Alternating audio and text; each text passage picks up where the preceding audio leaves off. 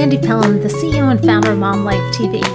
Today I'm here with Ginny Peng Davey from iBirth Professionals, and we're here to discuss optimal maternal positioning, OMP, how to prepare your mind and your body for the birth experience that you desire. Welcome, Ginny, and thank you for being here. Please introduce yourself. Tell us about iBirth Professionals and the services that you offer. Hi everyone, this is Ginny and I'm based in Singapore, all the way on the other side of the world. So I've been a doula for the past 17 years, mostly as a doula and more recently as an apprentice midwife. So I've been doing this for a long time now, and my calling to becoming a doula started when I became a mom. So I was an unwed mom, where in our society it's not very acceptable, and they don't recognize children born out of wedlock. So we had a few challenges choosing to parent single-handedly, unlike other countries. And the other thing that we don't have in Singapore is that we don't have welfare, which means that you have to figure out what you're gonna do. So I was given an ultimatum to either choose to have an abortion and continue living with my parents, which is a very common thing here. Singapore is one of the top 10 most expensive cities in the world. So you don't actually live on your own until you actually get married. And of course I wasn't married, and I hadn't figured out what I wanted to do. So I was given an ultimatum to either keep the pregnancy and get out of the house, or go for an abortion and continue to stay at home. And whilst everything was telling me that I should just go for an abortion, I decided to keep the pregnancy. And that was where I had to kick myself out of the house and go figure it out. So all my friends were still partying. They couldn't relate to what I was going through because people here don't have kids that young, usually in your late 20s onwards, or more commonly now in your early or mid 30s or towards closer to your 40s kind of thing. So during that time, I was just trying to find a voice, right? Because I felt very lonely. So my journey into birth work started more with breastfeeding, where I wanted to breastfeed for 1 month. And then 1 month became 2 months, 2 months became 6 months, 6 months became 1 year, 1 year became 2 years. And then my son ended up breastfeeding for 6.5 years. So Wow. that's a long time. And through breastfeeding for 6.5 years, I had to find a community that I could relate to, that could understand why I was into extended breastfeeding. So when I found that community online, it led me into the underground world of natural birthing. And that's how I got into birth work, where, someone just said to me, I think you're going to make a great doula. I was like, what's that? And I went to look it up and studied to be a doula. So I was Singapore's first local doula. That's amazing. Yeah, it was quite very different 17 years ago, where we only had one obstetrician who would work with doulas and allow mothers to birth in any position that they wanted. And, so from there, I started water births in 3 out of the 10 hospitals in Singapore, this being a very small city or country. And was that the first water birth, or was that something that was common, or was that just relatively new and you got really excited about that? The whole idea of active birthing is new, let alone water birthing, but a lot of it was led by consumer change because of the internet. People were reading things online going like, oh my goodness, it sounds like a water birth is the way to go. But over here, it's still a little bit archaic. So you get doctors telling patients, oh, your baby's going to drown, the risk of drowning and things, right? But people are not so gullible anymore. They look up the research and they go, no, that actually is not true. My doctor was actually lying to me, kind of thing. So a lot of what I've learned is that to pave change, it has to come from consumers. The consumers actually have to ask for it. So all it was about establishing relationship with doctors, and then just asking the more open-minded doctors, saying, hey, your patient is thinking of having a water birth. Would you consider that? So in my early days, I'll be talking to doctors, getting into birth positions to demonstrate to them what it would mean for them if they have a woman birthing off the bed. And that's how I actually started, with active birthing first, and then followed by water birthing, and then followed by home birthing, where we attend home births not with midwives, but with an obstetrician that supports home births. Yeah, and I think what's really interesting about also within the community, once women hear what other women are going through, whether it's their friends or, just the word of mouth really spreads. And women are looking to have natural births, and or at least to have some control over their decisions. Of course, hospital births are so traditional. There's, it's absolutely beautiful experience either way, but just to know that you have options is relatively new. So it's really, I think once women start really having these kind of conversations is when, they open their eyes and just want to learn and become educated on whether that's a good decision for themselves. Yeah, and 17 years ago in a society like mine was very different. So Singapore has always been, it's a bit like New York, it has always been very multicultural. But there was still, it's very westernized, yet it's also very traditional. So people would say, oh, these are what Westerners do. These are not what local Asian women do, So we really had to go through this re-education to show them as a woman, birthing is universal. It doesn't matter what color you are, what make you are. Every woman wants the same thing. Nobody gets pregnant and says, I want the most dramatic birth ever. Right? Everyone wants to have a smooth birth, and everyone should be entitled to that basic right. So there was a lot of re-education on how things could be different. And right now, we have a very nice 50% clientele, which are locals, and the other 50% are foreigners. And the reason why the numbers are so large, that's because our population of 5.5 million, less than 3 million are actually locals. The rest are foreigners. So, oh, wow. So it matches up, the numbers matches up to the population.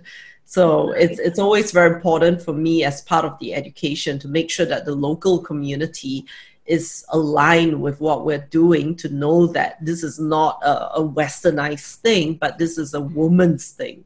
That's right. And when we had talked previously, you had told me a little bit about a survey that you took and the results that were amazing. Can you talk about that? Sure. So one of the things that we do is we run a birth house, and this birth house is actually an experiment to see whether the concept of a birth hospital or a concept of a birth center would actually work in a place like this. So at the moment, we only have 10 maternity hospitals, and most of the hospitals are starting to open up over the years of introducing doula care into Singapore. They're opening up to women wanting a different birth experience. But again, out of 10 maternity rooms at a hospital on average, there would be that one room that would cater for active birth, which means 9 out of 10 women are expected to have a cesarean or an epidural or a conventional birth. And then you have that odd one out that will use that particular room for active birth. So over the past 17 years of doing this, it has always been like that. So about 4 years ago, we decided to have an experiment where we went to birth centers around the region, and we purposely chose Asian birth centers instead of westernized birth centers to just kind of suss out what other Asian cultures would be doing. And we landed up in South Korea, where they have a very different system, and their obstetric system follows more of America, whereas our obstetric system here follows the Commonwealth system, so it's more UK based. So when we got inspired by how they actually run their birth centers, we came back, and within less than a year, we opened up our birth center, which is actually my home. So part of my home is segregated for work, and the other part is where I actually live in. And so we have 2 birth rooms where women come to give birth, and they don't just come and give birth and go home, which is like birth centers all around the world. They stay with us for an average of 3 to 6 days after giving birth to learn how to breastfeed, to know exactly what to do. So and that's so beautiful. Yeah, because here especially, you're kicked out of the hospital within a day or two unless there's some major complications or anything, and then you're really left on your own. And if you're a first-time mom, it's a big thing. Your body's recovering. You have to. Your whole mind is adjusting to being a new mom and learning how to take care of the little one. So, I mean, that's just beautiful. I love that. Yeah, and that's also, I think the main difference is Singapore doesn't have a welfare mindset. So when it comes to maternity care, I'm not sure how it is in the US. I think it's quite varied. But over here, you pay for your own maternity care. There's very little subsidies. And because of cultural reasons, you're not expected to go home within 4 to 6 hours or within one day of giving birth. Most people will stay for 2 to 3 nights at the hospital before actually going home. But unfortunately, the kind of care that they get at the hospital is very different from the kind of care that they get over here. So this is an experiment to the next big thing, which is to see whether a birth center concept can actually work in Singapore. And one of the things that we do here is we practice evidence-based maternity care. So there has been research to show that if you practice evidence-based maternity care, there are 6 requirements to fulfill. And they're very simple requirements, right? Like labor should start on its own. Women should be able to bring their own support people, which is not happening right now during COVID-19, right? Yeah. A big hoo-ha in a lot of countries around the world. Women should be able to move in whatever positions that they want. Women should not be given medical interventions routinely. They should try to avoid medical interventions. Women should avoid lying on their back. So there are few requirements that are actually stated to practice evidence-based care. But what's very interesting is that the 6 requirements are very easily achieved. But if you actually ask honestly to any hospital, if they actually practice evidence-based maternity care, it would be very, very difficult to find a single institution that would be able to do that. So part of the experiment was actually seeing if evidence-based maternity care can work for women. So we did a survey of the women who have birthed with us over the last 3.5 years. And the survey results were astounding, right? A very simple question like asking them, do you feel welcome at 4 trimesters birth century? Everyone said yes, right? Now, that's not a big deal. Like, do you feel welcome in my home? But if you ask the question in the context of when you were in labor and you went to the hospital, did you feel welcome at the hospital? Yeah. How many? Not many women would say welcome. Correct. Whereas over here when they're in labor, where like all of us are like, oh my God, this is it. You're in labor, like they really feel welcome. Like and having a support system is so important. Yeah. And part of that reason is the fact that we practice continuity of care. So the people that they meet during pregnancy, the team of doulas, are the same people they meet during labor, are the same group of people who's going to look after them postnatally. So it's that sense of being familiar. Yeah. And so we ask them questions like, how do you feel when you were in labor, right? And a lot of women use the words, I felt like I was coming home. Wow. And when you think of it in the context of a hospital, right? How many women will actually say when they arrive at the hospital, I felt like I was coming home. And home represents safety for most people. Yeah. So there were a lot of women used the same term and said, oh, I felt like I was coming home. And someone said, the moment I stepped in, straight away I could relax and just let my body go. And let my body take over. And that's a really big deal. Yes, yeah. Because it's all about being stress-free and, having the baby just flow out. It's beautiful. Yeah. So we ask like interesting questions like, what makes you feel safe? Trying to make it tangible, right? And it's the level of communication, continuity of care, aligned intent. Women were saying like, you guys speak the same language as I do. We are wanting the same thing for my birth, even though you are not the ones giving birth. Then we proceeded to ask a very interesting question where we asked, did you enjoy giving birth? And the answers were myriad, like it was so mixed. So people were like, I don't know if enjoy is the word, right? It's the right word. Yeah, it's the right word. But more than 50% of the women said that they enjoyed giving birth. And that's where, again, you want to ask the question, where in the world can you find statistics that's going to show you that more than 50% of the women enjoyed giving birth? Yeah, that is unbelievable. That's not heard of. And one of the most impactful questions that we ask them is that we ask them to rate on the scale of 0 to 10, 10 being the most safe. how safe do you feel birthing with us? And safety is something that we can provide, but safety is also very personal, right? We cannot give a person safety. We can give that environment, but whether they accept that environment or not is entirely up to them. So 92% of the women who did the survey, including men, reported that they felt safe on a scale of 8 to 10. That's really good. Yeah, and we thought that that was really astounding. So it was very reassuring. Of course, we also had other feedback where we were like, okay, this is good constructive feedback for us to work on. It's not every system will have its loopholes and everything, right? Yeah. But overall, it was extremely positive. So that's something that we're very proud of. And with that in mind, we're actually working on, we're in the preliminary stages of working on a study to see whether we can actually open a hospital under the guise of a birth center to be able to extend this care to more women and make this normal. It shouldn't be unique care. It should be normal care for every woman, regardless of their birth experience. Yeah. And have you had the experience when somebody is giving birth there and there is a need for a doctor? Or can you tell the signs of any kind of fetal distress or anything in advance so that you can prepare for that?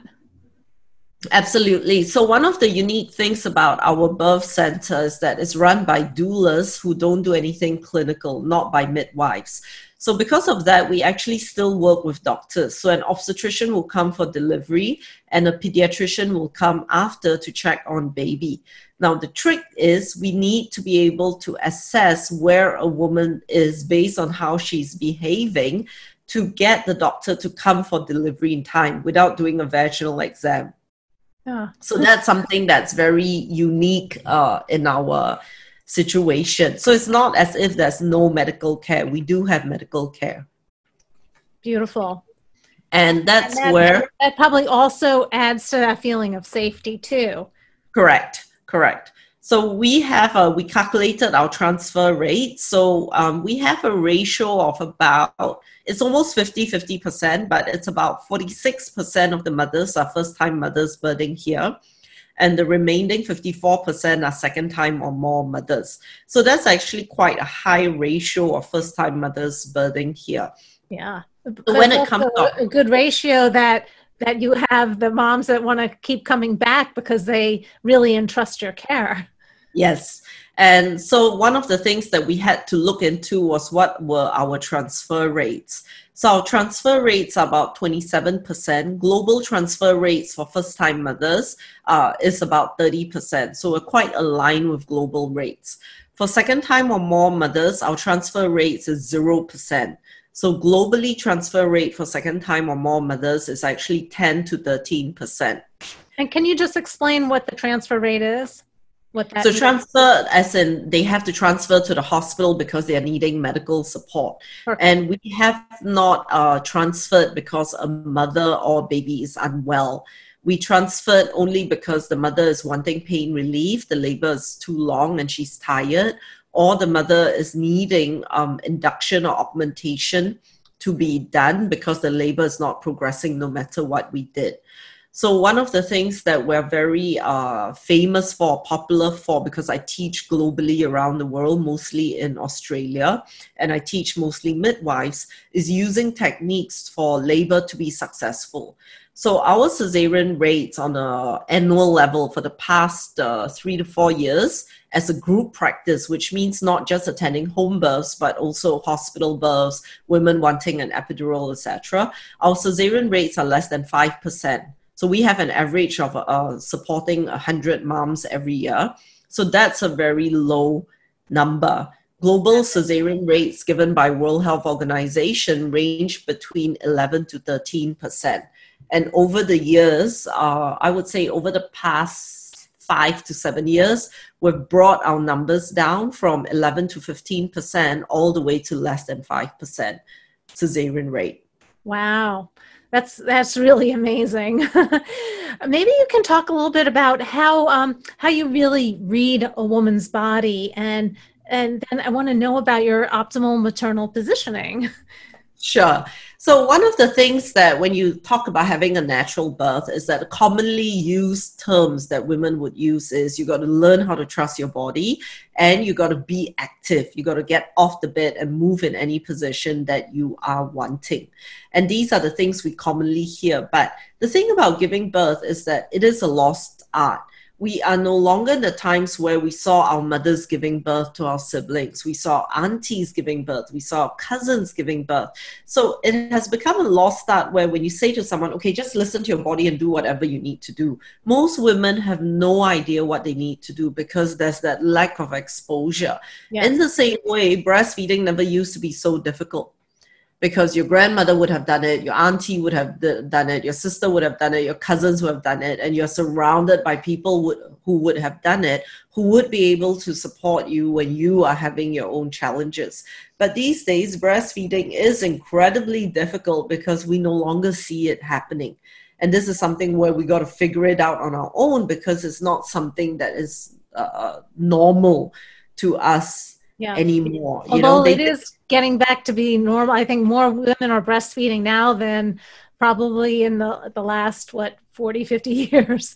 Yes, and more women are breastfeeding now because they're more educated about the benefits of breastfeeding. So when you look at breastfeeding cultures where breastfeeding rates are getting higher, they also found that it's getting higher amongst the educated women compared to the women of lower social economic class, simply because of education and understanding the benefits of breastfeeding. So in the same way, when we talk to a woman and say, just trust your body, it's something that's a very foreign concept. And this is where when we talk about active birth, right? I come from a country where a lot of people still believe that if you give birth, you've got to lie on your back to give birth because that's what you watch on TV. Oh yeah, all media, that every single movie, the woman's giving birth with her legs spread on her back. You know, the other day, my husband and I were watching the comedy. I was like, oh, let's find something funny to watch, right? So he pulled out What to Expect When You're Expecting or something like that, right? Yes. And I haven't watched that. I don't know when it was launched, but I haven't watched it since it was launched. So I completely forgot about that movie. Yeah. But every birth scenario had a woman on her back, you know, and that's what people relate to. So over here, when I teach birth positions, I have to be very specific. You can stand, you can kneel, you can sit. I cannot just tell a woman, go do what your body feels like doing, because it's a foreign concept. They don't know. You don't know. You're not in tune to your body in that way. Correct. You don't know what's possible when you haven't seen it. So, and the thing with like maternal movements, right? As much as in westernized countries or in some tribal cultures, it's very known, right? Just follow your body, go with it, etc. Unlike my culture kind of thing. Still, women are using positions that may be helpful for them or may not be helpful for them. So, for example, when you leave women to their own devices, and they did research on that, they found that more than 90% of the women, when not told what to do, right, just left to their own devices, more than 90% of the women will actually choose an off-the-bed position instinctively, especially when they're planning a birth without drugs. And there are few things that are very universal regardless of the culture, is that women tend to be in a forward-leaning position and women tend to rock in between contractions. And so there's a lot of, when you talk to someone about active birth who's familiar with active birth, a lot of women and birth providers will say the same thing. Okay, get off the bed. That's the number one rule of thumb. When you are in labor, get off the bed. Number two, move around, right? But they don't know exactly what movements can actually help. That's right. And this is where optimal maternal positioning comes in. So over the years, there's been an emphasis, and they've done a lot of extensive research, that having a baby go through a pelvis is like putting a key through the keyhole. If you come home drunk in the middle of the night and you jam the key in the wrong way, no matter what you do, this door is not going to open. So they are saying that if you want your birth to be really smooth, the key has to be positioned in a certain way. So nowadays, when you go for yoga classes, Pilates prenatal classes, there's a lot of emphasis in getting baby in this perfect position called optimum fetal positioning. Get this baby in left occiput anterior to be able to have a smooth labor. Now, there's a lot of problems to that because 50 to 60% of babies start labor in left occiput transverse and not left occiput anterior. So there's a misperception because they are told that for a baby to go through the pelvis, the key has to be positioned in a certain way. The problem that we have with that is that everyone has a different type of keyhole. Some keyholes will want the key to enter in a certain way. Some keyholes will want the key to enter in a different way. So rather than focusing on the position of the key, with optimal maternal positioning, we're focusing on creating space within the keyhole. So no matter which way you angle the key, what can we do to create space within the keyhole to increase the chances of this keyhole entering? And what can we do as the key is going through the keyhole? What movements can a mother take or make to create space for this baby to go through? Because if the idea is to reduce cesarean rates, I feel very strongly that when we work with a first-time mother, it's not as important whether she wants a birth with drugs or without drugs. What's really important is helping her to achieve a vaginal birth, because too many women are having cesareans that are not truly necessary. And the moment they have a cesarean, the options available to them for their next pregnancy and their next birth is very different. Yeah. I know here it's like there's that saying, once a C-section, always a C-section. Yeah. And that's quite global as well. I used to teach a lot in China, right? And they are even more backwards. It's as if they are still operating in the 1930s. And it's even worse over there. They're so scared of VBAC mothers, they don't even want to touch them. Very few doctors would support a VBAC birth. And you have like a 70 to 90% cesarean rate in China. Wow. Think of the health of the future generation in a country that has the most population. It's crazy, your microbiomes and all that kind of thing. So for a first-time mother, I really feel that the number one focus is to help her have a vaginal birth, regardless of whether she wants pain relief or not. But what can we do to actually enhance that? And at the end of the day, when women get pregnant, nobody wants a dramatic birth. No. Everyone wants a straightforward, easy birth.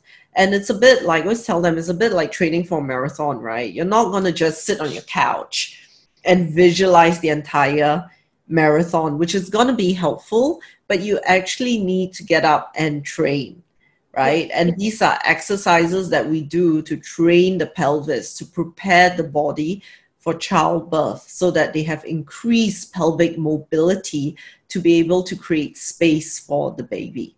Now, when do they have to start with these exercises in general? The earlier they start, the better, because everyone has a very different physical history, right? For example, a horse rider compared to a rollerblader and things like that. So ideally, we get them started at the beginning of the second trimester. So we have a list of exercises that we teach them to do, right? So I'm going to use an example. Okay, so the idea is that when they by the time they go into labor, we want a pelvis so supple that as the baby's coming through, this is going to open and this is going to open. And as the baby goes through, the pelvis has that mobility to open and create space. Because part of being pregnant is that we are releasing relaxin hormones to soften the joints, to allow our pelvis to have a lot more mobility in preparation for childbirth. But the thing is, what surrounds the pelvis are soft tissues.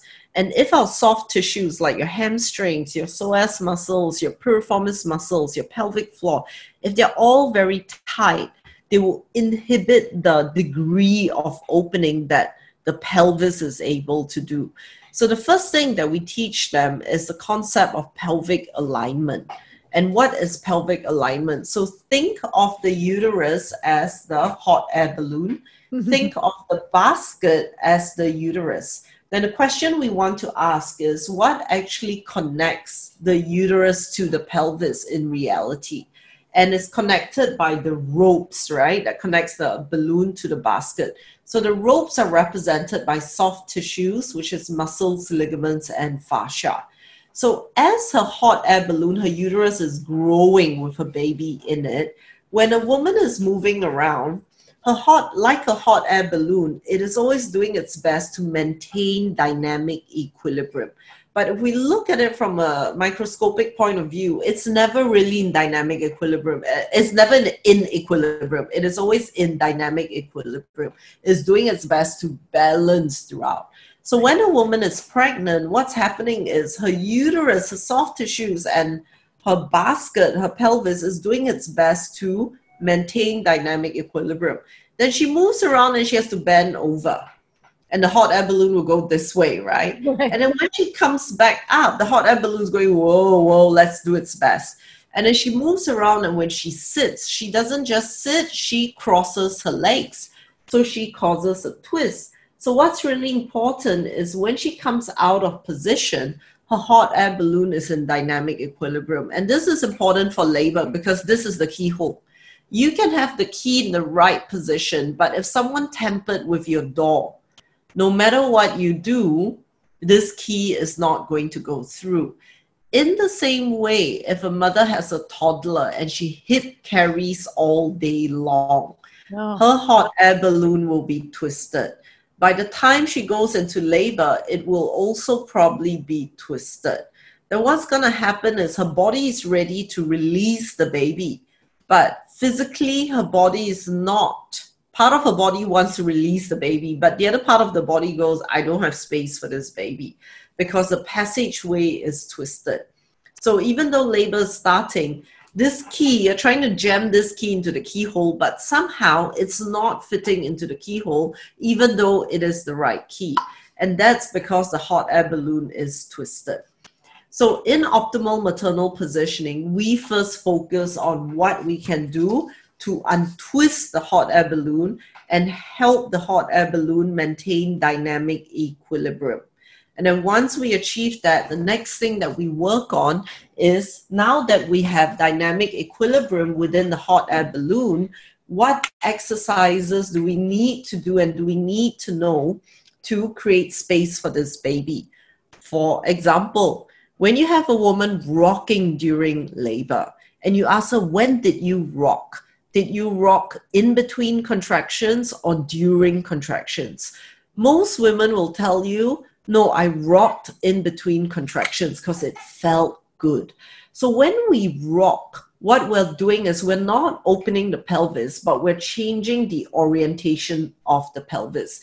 So assumingly, I'm going to say, okay, Sandy, you're going to throw a basketball into the basket. And I see that your ball is kind of going to miss the basket. So when I rock, what I do is I'm shifting the orientation to help catch the ball. So when people are rocking, it's very helpful to rock during a contraction because you need the contractions to push the baby in. But most women are actually rocking in between contractions. So it helps them to feel good, but it's not actually doing anything to create space for the baby. The other very common mistake that women make is that they tend to do this during labor. So say, for example, they want to go on all fours, okay? And they lean over something and they go on all fours. Very often what you will see is you will see in between contractions, they will sit like this. Yes. And this is where the hips would be lower than the knees. When the hips are lower than the knees, it opens up the outlet pelvis. So when it opens the outlet pelvis, it creates more space on the outlet. But when the baby is still high, it closes the space available for the baby. So whilst it's a comfortable position, it's not helping them. So it's very important throughout labor that they are in a position where the knees are the same height as the hips, or the knees are lower than the hips. The moment the knees are higher than the hips, what they're doing is that they're creating more space at the bottom, which is only helpful when she is pushing, when she's in the second stage of labor. So these are little things where until today, when you work with midwives, doctors around the world, a lot of them are not privy to this common sense knowledge.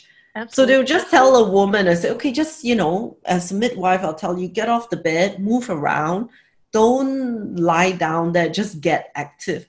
But they're not concise as to which particular position can do this or that and actually help the mother. And often you find mothers in positions where it's actually not helpful because it's limiting the space available for the baby. And it's amazing. And I'm sure with all the births that you've been to, that you've really been able to fine tune this and really. Yes. Yeah. It's amazing. And what a difference between doing something like this and having this optimal maternal positioning versus just going to the hospital and getting an epidural and pushing. But it's also learning what to do with the body and what they can do if they choose to have an epidural. An epidural is not the end of the world. For some women, an epidural would save them from a C-section. But what we are focusing on is knowing how to work with your body to create space for this baby to go through. Because as long as this baby can go through, she's going to have a vaginal birth. And especially for first-time mothers, to me, that is the most important emphasis, for her to have a vaginal birth or to have the chance of having a vaginal birth, right? Mm-hmm. So let me give you an example. Like last week, we had 3 women giving birth with us. And one of them birthed her baby in occiput posterior. So we call them sunny side up, right? Like they come out, And research actually shows that less than 10% of babies are born sunny side up. Most babies who start labor sunny side up, they will make the rotation and they will be born in a normal way. And less than 10% of them will actually end up being born in direct OP. And this was a home birth that didn't require a transfer. So her second stage was about 5 hours, which if she were in a hospital setting, she would have probably been offered assisted delivery. And if that did not work, she would have been offered a cesarean. Wow. But because she was with us, she succeeded in birthing without any assistance. There was a lot of change of positions and pushing and everything like that. But ultimately, this woman pushed her baby out on her own. And have you seen a difference in the amount of time in labor? Does the baby deliver much quicker with this optimal positioning? Yes. Or yes. Yeah. So we focus a lot. I think of it like a marathon, right? Yeah. 80% of a marathon is done before the marathon itself. That 20% is then when you are running. So in the same way, to get the kind of birth that a woman is wanting, we focus a lot on prenatal preparation. And for me, I call it the oxytocin equation, is to get oxytocin to go on happy hour mentally, emotionally, physically, and environmentally. Then we talk about, when I teach antenatal classes, we talk about these 4 components and what actually needs to go into these 4 components. So the challenge right now is that you have a lot of programs, like you've got Hypnobirthing America, Hypnobirthing Australia, Calm Birth, Gentle Birth, and everything, and they're all on hypnosis. But a lot of them are mental programs. They're not physical programs. There are very, very few physical programs out there that actually assist the birth process. So most of the time women are told, go for yoga classes, go for Pilates classes, right? But even the prenatal Pilates teacher and yoga teacher are not taught the correct thing. A lot of them are still taught that the key has to be in a certain position. Yeah. When we have different types of keyholes and everything. So there's very few programs out there that would actually emphasize on what you can do physically. And a lot of, like, when you talk about CrossFit or fitness programs for moms, right? They don't necessarily prepare the body for birthing. They prepare the fitness level of the mother. But you can ask like any mom who's a fitness instructor what childbirth. I work with ultra marathoners. I work with, PTs and everything. Yeah. And it's not about whether you're an ultra marathoner or not. It's really about, do you know how to navigate the system, and do you know how to capitalize on your body mentally, emotionally, and physically to be able to release this baby to you easily. So we found that most of our people will come to us by second trimester or early third trimester because of the duration of the classes. So if they come too late, they miss the window. And we find that if they do the homework that we actually give them, we call it the Labour-thon prep program. Okay. So if they do the homework, if they are proactive in getting body care, so like whether it's pregnancy massage, chiropractors, body work, and things like that, most of them will have an active labor of 4 to 6 hours for a first-time mother, which is very, very quick. That is quick. And I think what's so wonderful is now that you do have a program that you're offering to teach all your wisdom. And, even though you're on the other side of the world, we're all connected. Yes. And when you can tap into all this great information that you're offering and everything that, you really need to understand your body and what it's going through and to make the journey easier. I mean, it just seems like such a natural thing. So just tell us a little bit about the program that you're offering, and I will tell everybody how they can find it on Mom Life TV to sign up. Wonderful. So the program is a 4-hour program that they can take online, and it will come with a workbook together with lots of videos. So it's a very simple program where they just have to do it video by video before they have access to the full thing. And it focuses on what we talk about. What do you need to know about getting your hot air balloon into dynamic equilibrium, the pelvic alignment exercises that you need to start doing during pregnancy, and the pelvic mobility exercises in preparation for childbirth. Then we also have a section where if things don't go as planned and things are not going well, what you actually need to do to get that. To know that labor is normal and you're okay, or labor is not normal and you're not okay, and you need to use a certain strategy. So the way the whole teaching modality is very structured and it's quite systematic. So as long as they go through the program, they get the concepts, they'll be able to have most women will be able to have a very good birth experience. So I teach antenatal classes like every weekend. And in the past, I would have at least 12 to 14 couples. But because of COVID and social distancing, we've reduced it down to 8 couples per class, right? And not everyone would engage doula services. Not everyone would see a supportive doctor. But the amount, like you can actually see the difference if they have been proactive with the homework, doing the exercises, etc. A lot of clients would be able to successfully have the birth that they want. So the other day I was seeing a couple come in because they had issues with breastfeeding. So they were seeing me for a postpartum consult. And I haven't met him since they gave birth. And I only talked to him online because all my classes have group chats. And he said, I had to channel my inner Ginny during labor. I love that. Because of all the challenges that he had, with the Singapore system, him being a foreigner and not like, he said, I asked the nurse if she could help me because I felt like I was at the end of my rope and I needed help. So he said, I asked the nurse if she could help me. And the nurse was looking at him going, yeah, I can help you check her, do a vaginal exam. Yeah. But, and he was like, is that all you can do? I said, yeah, I can check her if you want. There was no physical help. There was no...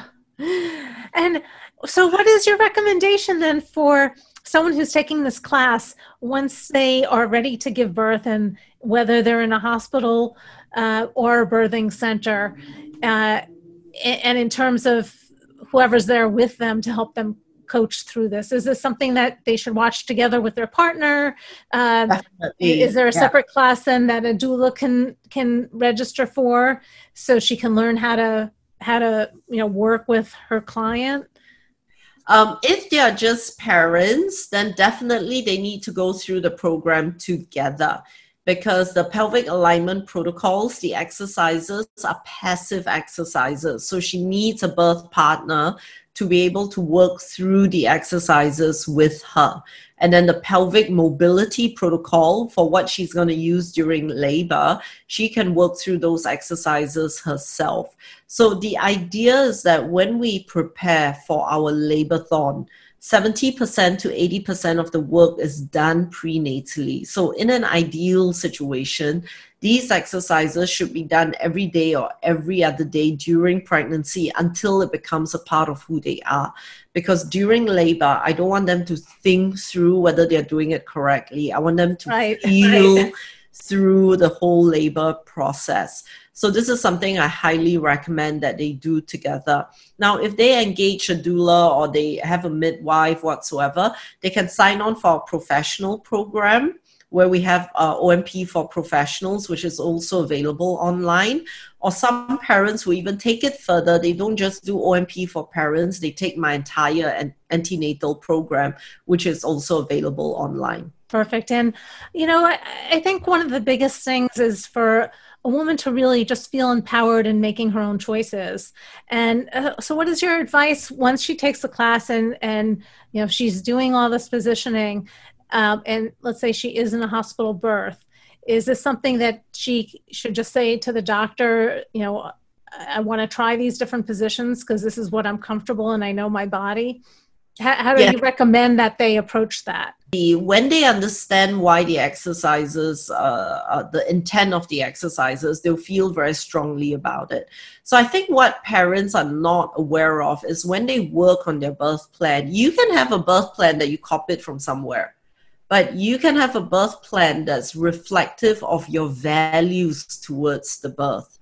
So when I work with parents, the aim is to elicit their values for the coming birth. And then the values become that guiding light that focuses on what they actually write.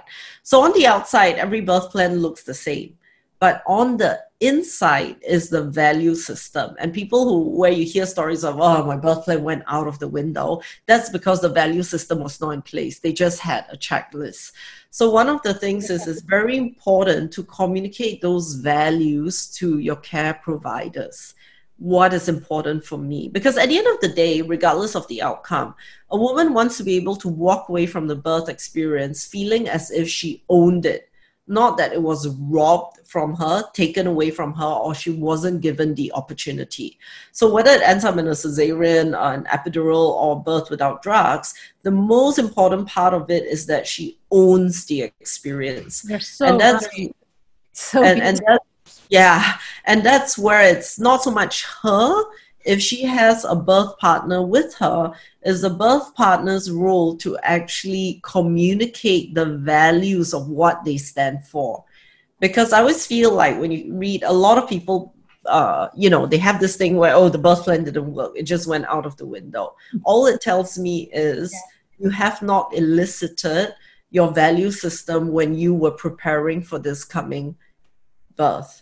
And one of the things that we do in our antenatal program is to elicit the value system, because you often have this thing where she's the one going through birth, not me. When you have an aligned value system, it's a you and me becoming a we. And part of the antenatal program is bringing out the we in that relationship, because you don't want a situation where they get disappointed in their birth partners during the birth. How we do one thing is how we do everything, right? Right. It's so true. and that's, it's not going to just change on that one day. It's got to be part of the fabric of who you are. Yeah. And all the trust that your birth partner, that your birth partner will guide you through the way, it doesn't happen during Labor Day. It happens from the pregnancy, how the birth partner shows up for her through the exercises, days when she gets a little bit lazy and she doesn't want to do it, and the birth partner is still going, come on, we have to do these exercises, we have to clock your hours. A lot of what I focus on, like the doing, is just a symptom, right? But the root is to actually elicit their values for the coming birth and the intent that they want to take to their birth experience. So the earlier parents start, the better, because it gives them time to work through it. Although we get people coming to us at like 34 weeks, 35 weeks, right? Because they're desperate, the baby's in breach, and they're like, oh, do something, like do something works, kind of thing. But the earlier they start, like a marathon program, the more time they have to prepare. That's beautiful. And I can't imagine why anybody wouldn't want to take this course and just give themselves every single option to have, the best experience in their birth. And the link's going to be on the page, and you can sign up for Ginny's program and really just become empowered in everything that you're doing. So it's a beautiful experience. And, Yes. And Jenny, anything else before we go that you would, just a final few words to tell the audience? Really just, I wish for every mom to be able to have the birth that she desires, which is so simple, yet so difficult in our medical society. But to allow her to really know that it's actually achievable. Yeah. I think that's really important, that it is actually achievable. And I love what you're doing there. I wish that you were here to offer this birthing center here for moms too, because it just sounds so wonderful. And the fact that they can stay with you for a few days and heal and just learn the very basics of being a new mom is so important. So, hopefully one day in the future, you'll be able to bring this around the world. Yes, we hope so too. And with that, thank you so much. And I look forward to our next conversation. And thank you for having me. Thank you.